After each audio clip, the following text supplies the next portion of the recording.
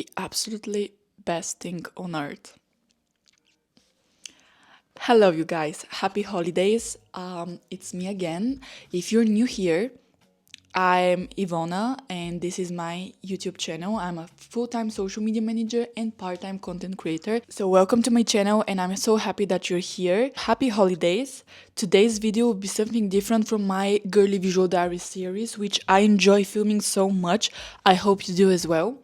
Today I decided I'll finish this year the way I finish it every year, doing this kind of review of my year, what I've done so far. I just look at my vision board, what I managed to accomplish, what is yet to be accomplished, if I change something that I want to do. So actually I'll start the video by sharing with you my story with journaling and goal setting because it starts a long time ago. It's not something that is a new thing for me, and I've been doing this for a while now. Before we start, I just want to share with you that I again did the thing that sets my mind into brainstorming and manifesting and all that. It may sound weird for some of you, for others, it may be relatable in a way, but honestly, whenever I want to start journaling or whenever I want to focus on visualizing and thinking and brainstorming and giving myself even content ideas, trying to think what would be interesting for my audience and what would be, I don't know, not that interesting, just brainstorming for my socials and for my life in general. There's something when I go to Starbucks and grab my favorite drink that makes things easier and that sets my mood into it. Currently, I'm drinking my obsession for this season. It's gingerbread lactose-free latte. If you haven't tried it, you should because it's the best. Of course, my favorite is pumpkin spice latte, but this is for fall season. This one is great for winter. Let me start with my story. I was 5th grade. I don't remember precisely, but I can tell you that I've been journaling and that I've been having these little planners and to-do lists ever since I was a child. It wasn't a trend. I didn't have social media accounts. I didn't follow any influencers. There weren't many at that time. Probably there weren't any, or at least I wasn't aware of them. But it wasn't a trend, let's say. So it was something that I felt and believed I should do. And I think it was also because I was a professional tennis player since I was a child till my 19th birthday. Let me tell you that this sport made me so organized. I was waking up at 5:36 a.m. I had my breakfast. I had so many things, so many workouts, so many practices that I had to do on a weekly basis that if I wasn't organized, probably it would have been very hard for me and very stressful for me. It was a routine that not many children have. Of course, there's so many professional players and I had so many friends with these routines, but to be honest, many of my classmates didn't relate to that. When I actually was in middle school, before I went to high school, I started journaling and planning, and my classmates made fun of that. I think many of them probably expected me to write something like, "Dear diary, I am in love with this boy, he kissed me once," or something like that, I don't know. But my planners weren't for that. I had many planners, to be honest, but the ones that we're going to talk about in this episode are the to-do list and the journaling and the goal setting planners. So it was always easier for me to write down my homeworks. I had this structure and it helped me a lot. And I'm happy that even though many of my classmates made fun of me at the time, I continued doing that. And then we're going to high school. The same thing happened. My classmates were making fun of me. They were often telling me jokes and saying, "Oh, what are you writing inside of this thing? Why are you always coming to school with it?" It was my thing. Happy that I had such thing that the teenagers at that time, my age, weren't familiar with and even found it weird and strange that I was doing that. But to be honest, It was my thing, as I said, and I think it gave me a lot. I can say that it's something that I didn't start because of a trend. Now it's trendy. You enter TikTok, you go on Instagram, and you just see how people are organizing their lives, their routines, their journaling, their manifesting, their trying to be more organized. So, yes, I can say that it's something that has been part of my life for a while now. And I just wanted to tell you what I'm doing, how I'm doing it, and to share with you some tips that would be probably very helpful. I'll start by telling you that it's not something that you just write down in the beginning of the year or at the end of the previous year and you forget about it and just leave the planner somewhere invisible and you forget about it. It's a daily practice. For some of you, it may sound very engaging and very time consuming, but to be honest, for me personally, it helps me be calmer in a way and just more focused whenever I open my planner and whenever I go through all the things that I've written in the first pages, because you'll see that my planners, they're structured in a certain way and they help a lot with just, vision boards. I don't want to spoil anything. I'll show it to you because I have my new planner. Here next to me, I have my 2024 planner, which is all written down. So, what I'm trying to say is that it's something that you have to do on a daily basis. It doesn't happen overnight. It's something like setting your mind to training. For example, you're telling yourself, okay, from next year, I'll be working out at least 3 times a week. So, this is something that you set as a goal and you're trying to adapt to it. Some weeks you manage to do 3 workouts, other weeks you manage to do 2, then you just feel that your body needs more workouts. So it's something like that. Try to make it part of your routine, and at a certain point you just desire it and you won't feel that it's engaging and time consuming. It will be the other way around. Just do the small steps on a daily basis and you will feel that it will become very, very easy. I know many people are saying, oh, this is not something that I want to do. It doesn't help you. For me, it helps, and for many people, it does. So let's do it. Second thing that I would say is that it's great if you also go through Pinterest and just save pictures of different aspects of your life so that you have the visual part. You can print it. You can save them all on Pinterest and leave them there and just check them out from time to time. Or you can also save all the pictures, go to Canva and do this vision board.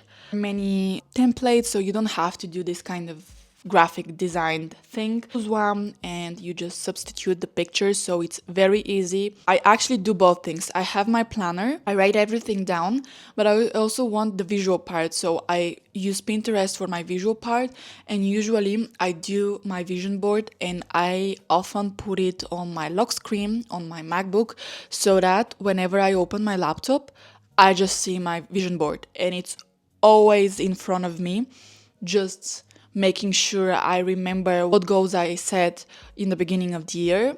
So I think those two things are great. The third tip that I would give you, and I think after that I will just go through the planners and I'll show them to you. Divide your goals and your overall board into a few segments of your life. You have your personal life. You have your personal goals. It can vary from one person to another, but let me give you some examples. Your personal goals could be waking up at 7 a.m., doing this strict routine with skincare, no makeup look, workout in the morning, dry brushing your skin. It's part of skincare, but yeah. Eating a high protein, healthy breakfast. This can be some kind of a personal goal. Something that's related to your self-care, your well-being, and to your mental health as well. So it could be going to yoga classes, visiting a therapist from time to time, things like that, So this can be part of your personal goals. Then we also have the professional ones. Career, like you have the bigger picture, but you can also divide it into smaller goals. For example, I want to get a raise by June or by February. or it can be a goal related to quitting your 9 to 5 job and start freelance work, or just trying out some freelance projects or finding freelance clients. It could be something absolutely different, doing your hobby and actually monetizing it. For example, I'm growing my social media accounts and I want to monetize that at some point. You can divide them into smaller ones, because if you tell yourself, all right, I want to be a CEO, and you're 20, for example, it may be hard. I mean, I'm not saying that it's impossible, not at all, but it may be hard if you put this big major goal on your vision board without going into the smaller steps and the smaller goals. And smaller goals can be, as I said, pay raise, going to interviews to just practice yourself, finding a freelance client, visiting networking events. All that stuff can help you with your bigger goal. These are just examples, as I said. It can be something absolutely different. I'm just sharing the tips that I think work a lot and at least help me structure my goals in my year as much as I can. Another aspect that I would add is educational. But for me, the educational part, it is related to the professional. However, I divide it because, for example, I have different goals for my educational path, and the professional path is here for now. You can put attending at least one course. It can be design related, fashion related, IT related, AI related, whatever you set your mind to, depending on the career path you want to pursue or the one you are already pursuing. Educational goal setting aspect would vary from mine, for example, but you can set your mind to attend at least one course for this year, for the next year. I can give you an example. Last December, I set my mind to attending at least one fashion or design related course. I actually did it and I finished it. I attended Inside LVMH certificate course. It was for creation and branding, for retail and customer experience. And I finished it. I got the certificate and I'm done with it. So this goal is already accomplished. So I'm just giving you an example. Starting a language course or finishing a certain level of the language that you're already learning. For example, I'm learning Italian and I'm finishing B1 level. So next year I would like to be upper intermediate, so I would like to finish B2 level. So these are ways for you to set specific goals in different areas of your life that will make your overall goal setting full and with goals that you set your mind to. I think it's also important for you to know that your goals have to be, in a way, SMART goals. This was something that we actually studied in our marketing course at uni. And yeah, setting your mind to SMART goals is important because SMART are specific, measurable, achievable, realistic, and timely. So SMART goals should work for you. And as I said, it's a combination of setting your goals and manifesting them and just breaking them down into smaller pieces that you can achieve one by one. So you already know my little story with goal setting. As you can see, I've been doing that for a while now. I have more than 10 planners and my mom actually keeps them all in a big box. Now I only have my 2024 planner and my 2025 planner. This is not sponsored. I'm not making some kind of an ad. However, this is the brand Estee Life. Unfortunately, they are closing and they will not be producing any more planners, which is really sad because they've been part of my life for the last 4 or 5 years. So my last 4 or 5 planners were by Estee Life. What is good about them and what I really like is that they are not specifically for a certain year. So they are organized in a way that you fill in the months. There's no calendar of this certain year, nothing. The planner in the new box in terms of design looks very similar to this. I think it's even the same. You can see this cute little box. Inside of it, we have the planner. So here's the box.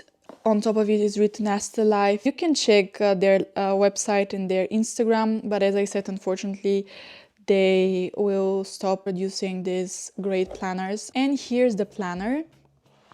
Here's actually this cute little card which says "Thank you, gorgeous." And yeah, overall I can say it's sad that they will stop producing these great planners.